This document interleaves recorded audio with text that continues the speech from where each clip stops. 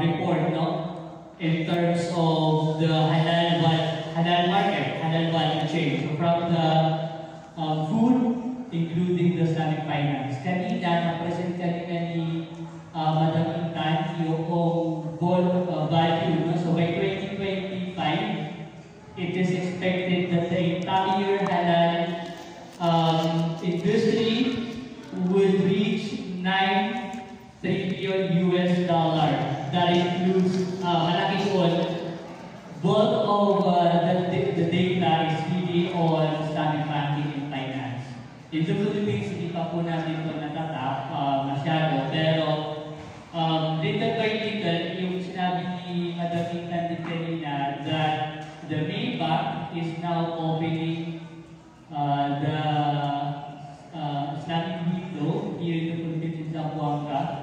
In Cotabato, there's also a full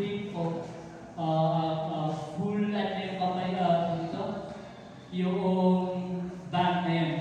Ang pangalan ng bank is Marta. It's a fully Islamic banking, Islamic banking finance, but that one is in Cotabato.